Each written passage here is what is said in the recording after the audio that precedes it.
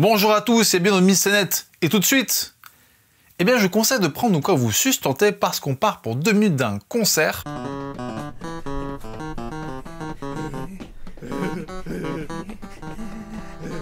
Ouh.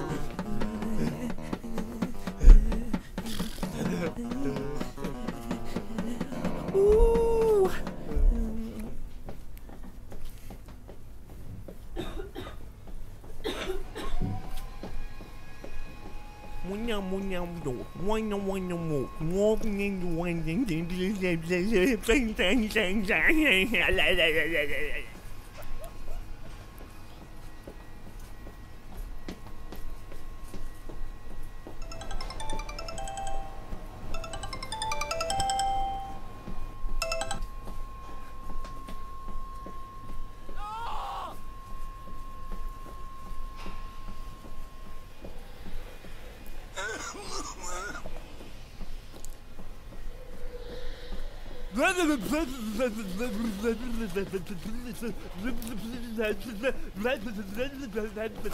Jo, Stefan, das war's. Sehr gut. Sweetie, please. Mommy's here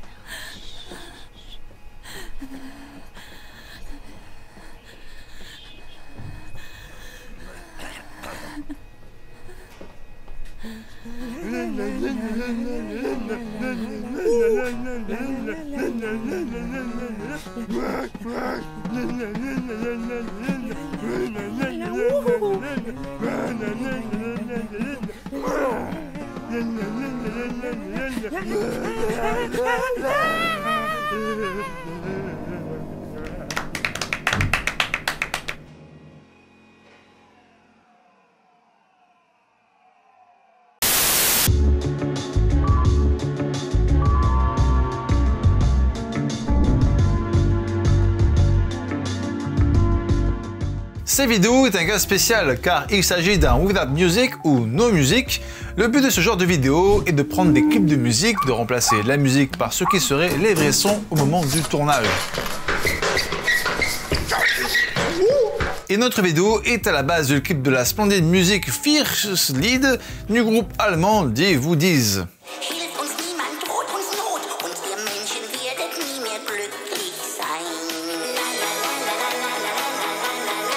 Je préfère largement sa version sans musique. Donc on est sur un style de détournement bien précis, car d'abord les détournements sur internet se comptent à l'infini, genre littéralement tous les mêmes. Et les détournements par l'audio sont tout aussi nombreux, qui ont même fait naître les premiers grands noms de l'internet français.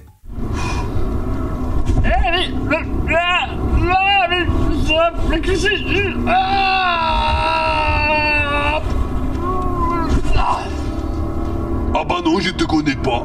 Dans le titre des vidéos, on trouve un terme particulier, behind the scene. Ce terme renvoie directement au vrai behind the scene, c'est-à-dire ces vidéos qui montrent les coulisses du tournage, qui eux montrent une partie de la réalité de ces tournages, qui sont censés rappeler au public que ces œuvres sont avant tout des fabrications artistiques. Avant de comprendre comment et pourquoi ce style de vidéo fait rire, il faut déjà comprendre comment un clip fonctionne au niveau émotionnel. Alors spoiler, mais la place de la musique dans un clip est centrale vu que c'est l'objet principal du clip. Mais la mécanique d'un clip est un peu plus étoffée, ce n'est pas simplement la mise en image d'une musique. Bien sûr, la musique donne tout son sens au clip, mais ça marche également inversement. Le clip donne tout son sens à la musique. Dit de façon plus simple, la musique signifie l'image et l'image signifie la musique. Il y a donc une complémentarité car la musique est porteuse de l'émotion et le clip est porteur de raison par sa mise en scène. Ça c'était pour le clip, mais du coup, les vidéos type no music, comment ça marche? Eh bien, en enlevant la musique et en ajoutant les sons réalistes, ça crée tout l'inverse. Car vu que le clip se justifiait par la musique, eh bien ça tout devient absurde et on trouve notre schéma dans une autre complémentarité. En effet, les sons rendent les images absurdes, tout comme les images rendent les sons absurdes. En plus, vu qu'on n'est pas censé entendre tous ces sons lorsqu'on regarde un clip, c'est aussi une mécanique de la découverte, et ça qu'on ait déjà vu ou non le clip en question. Et ces sons réalistes, avec cette mécanique de la découverte, renvoie au behind the scene qui nous font découvrir l'envers du décor des tournages. Et vous comprenez pourquoi ce terme est utilisé. C'est une blague en soi parce que, je pense que vous le savez, mais durant les tournages de clips, on diffuse évidemment la musique en question durant les prises pour être synchro.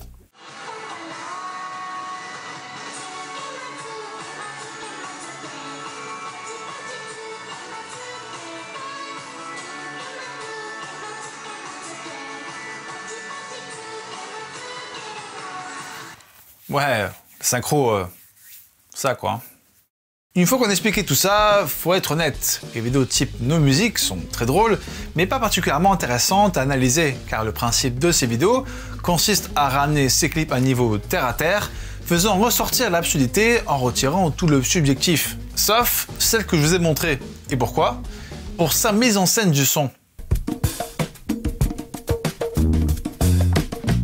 On va revenir point par point sur ce qu'on voit et ce qu'on entend exactement avant de comprendre cette mise en scène. Alors ça commence évidemment sur nos deux musiciens qui semblent tout à fait abrutis en jouant n'importe comment par les bruits qu'ils font, jusque-là plutôt classique pour une vidéo No Music. Puis fondu enchaîné sur cet homme sapin en peluche, et à ce moment-là on entend des pas, une personne tousser et un aspirateur qui s'allume. Ensuite, fondu enchaîné sur celui qui pianote, il fait son truc là, mais l'aspirateur reste allumé en fond. Fondu enchaîné sur d'autres hommes sapins, un léger panoramique sur la gauche et un lent dézoom. A noter qu'il y a toujours l'aspirateur en fond, et ce jusqu'à la fin. On entend encore des pas, puis une sonnerie d'un téléphone qui dure un peu, puis elle s'arrête d'un coup. Le dézoom se termine, et là on entend un cri de douleur un peu éloigné. Fondu enchaîné sur un autre homme sapin, on entend une personne geindre de douleur en toussant d'une certaine manière. Court zoom sur l'homme sapin, et rapide fondu enchaîné sur l'autre qui vient casser complètement l'ambiance. Il fait son truc lui aussi, rapide fondu enchaîné sur un homme sapin, et ça dézoome encore. On entend tout de suite après un homme dire en allemand « Ouais Stéphane, c'est ça, très bien ». Puis des respirations d'une femme effrayée, une autre femme qui lui dit en anglais « S'il te plaît chérie, maman est là » et des chutes pour la rassurer.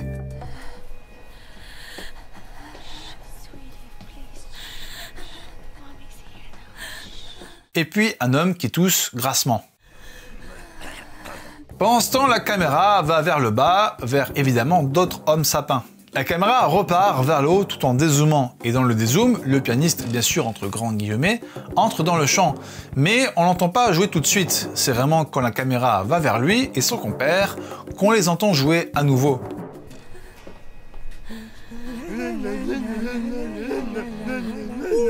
Ils reprennent de plus belle et ça finit en alto avec un zoom rapide sur un homme sapin à leurs pieds, puis applaudissements, que noir et l'aspirateur s'arrête.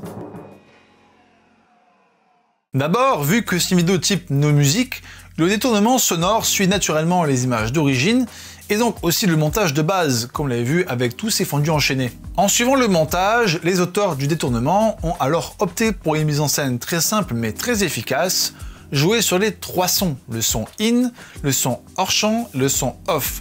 Vous allez voir, c'est très simple. On parle de son in quand la source du son entendu est visible à l'image. Par exemple, on voit un plan d'une voiture qui démarre, et bien normalement le son dit in va être le bruit du moteur qui s'allume. Donc les sons dits in sont les sons qui sont dans le champ pour reprendre le vocabulaire de mise en scène. Genre là. Et oui, c'est un petit burger du Burger Quiz, d'ailleurs si Ala Shaba me... s'en bat les couilles de moi. Ensuite, on parle de son hors champ, un son dont la source est située hors de l'image, dans un espace-temps lié directement à ce qu'on voit, donc au champ.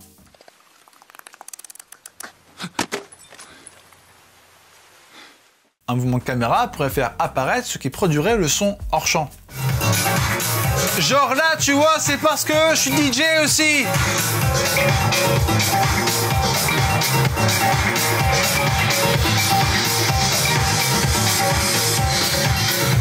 Vraiment, abonne-toi s'il te plaît. Et enfin, on parle de son off, quand un son provient d'une source qui n'est pas montrée dans le cadre et qui ne vient pas de ce qui pourrait être autour de ce qui est montré.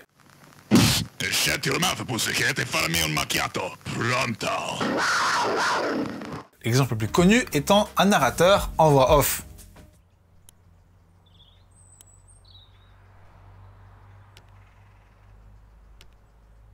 Et c'est ainsi que la blague voix off commença. Mais problème, il avait oublié d'en écrire une, et se retrouva donc acculé à devoir improviser le dernier jour de montage. Autre problème, il se rendit compte qu'il était fou, et que c'était bien moi qui lui avais donné l'idée quand il avait 3 ans, de ramasser la grosse merde d'un chien. Oui, donc petit récap, son in, son hors-champ et son off, et à partir de là, on va mieux comprendre la mise en scène sonore de la vidéo. Alors déjà, les sons in, sur ce point, pas grand chose à dire. On entend logiquement tout ce qui est montré, que ça soit quand ils tapotent sur leurs instruments ou quand ils gémissent comme des abrutis. Là où ça devient vraiment intéressant, c'est évidemment sur les sons non visibles à l'image, car rappel, les vidéos type No Music sont censées nous faire entendre les vrais sons des plans montrés, que ces sons soient dans le champ ou hors champ. Mais effectivement, dans ce style de détournement, les sons dits off ne devraient pas exister, vu que ce qui est off n'appartient ni au champ ni au hors champ. Et pourtant, c'est entre ce qui pourrait être hors champ et ce qui pourrait être off que la mise en scène sonore crée un doute constant sur tous ces sons non visibles. Donc maintenant, essayons de voir ce qui peut être hors champ et ce qui peut être off. Petit récap des sons non visibles: l'aspirateur, les bruits de pas, une personne qui tousse, un cri de douleur éloigné, une personne qui geint de douleur, un homme qui dit en allemand « Ouais Stéphane, c'est ça, très bien », les respirations d'une femme effrayée et d'une autre femme lui disant en anglais « S'il te plaît chérie, maman est là », ainsi que des chutes de cette femme pour rassurer l'autre femme, puis un homme qui tousse grassement. D'abord, ce qui est censé venir du hors-champ. On a l'aspirateur, les bruits de pas, la personne qui tousse, l'homme qui parle en allemand, vu que c'est une œuvre allemande, et enfin l'homme qui tousse grassement. De là, on peut présumer que les autres sons non visibles sont des sons off, surtout que les autres sons en question font très peur, vu qu'on entend des personnes clairement souffrir, et les deux femmes vraiment effrayées, rien à voir avec ce qu'on voit et les autres sons hors champ. Donc, comment le doute est installé entre ces deux types de sons qui, une fois bien répartis, ne semble pas possible de rapprocher? Eh bien, d'abord grâce au montage son. Quand interviennent les premiers sons hors champ, avec l'étoussement et l'aspirateur, rien de très particulier, jusqu'à la sonnerie de téléphone qui est de plus en plus forte et s'arrête d'un coup. De là, on entend alors les premiers sons supposément off, avec le cri et le gémissement de douleur. Et à partir de là, le montage son va alterner les sons hors champ et les sons off pour nous faire croire que c'est dans le même moment et dans le même espace, bien sûr sans qu'on voit quoi que ce soit. Enfin, l'autre opération sonore qui sème le doute sur ce qu'on entend, c'est le mixage. Le rôle du mixage audio, brièvement, c'est de mélanger tous les sons et de créer un équilibre cohérent. On va s'arrêter sur deux points du mixage, le niveau et la spatialisation. Le niveau, je pense que vous savez, c'est ce qu'on entend et plus ou moins fort. La spatialisation, vu qu'on est sur un mixage stéréo, eh bien c'est ce qu'on entend peut-être plus ou moins à droite ou à gauche. Et pour le bien de cette analyse sonore, je recommande fortement de vous équiper d'un casque, d'écouteurs ou autre, pour bien entendre ce qui est notamment à droite ou à gauche. Donc au début, on entend bien le pianiste à gauche et celui qui fait du tam-tam à droite, parce que l'un est à gauche et l'autre à droite. Le niveau est plus fort quand l'un d'eux est montré en gros plan.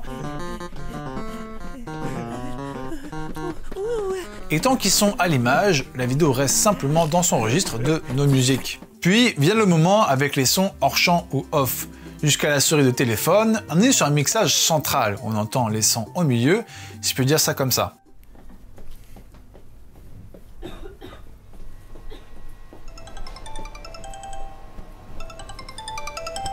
Après la sonnerie, on entend le cri de douleur plus à droite et le gémissement de douleur plus à gauche.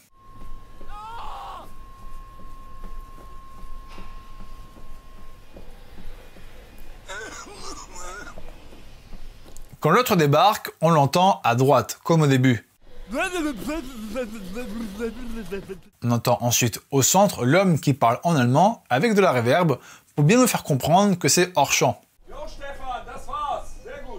Puis la femme qui respire très effrayée, au centre elle aussi, mais l'autre femme qui la rassure, elle, on l'entend à droite.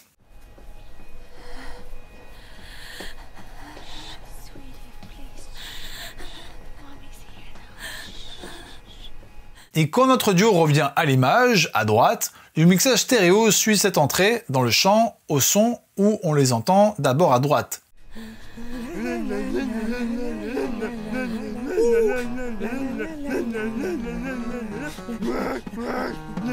Pendant ce temps, en fond, l'aspirateur, lui, est constamment au centre et les bruits de pas vont parfois de droite à gauche ou de gauche à droite. Donc on voit bien maintenant que les sons hors champ sont mixés généralement au centre, alors que les sons dits off sont mixés plus à droite ou à gauche. Évidemment, c'est fait pour dissocier ces deux types de sons, mais aussi pour faire clairement dénoter les sons off des autres sons. Mais quand on fait attention au niveau de tous les sons non visibles, eh bien ils sont tous mixés à des niveaux très proches.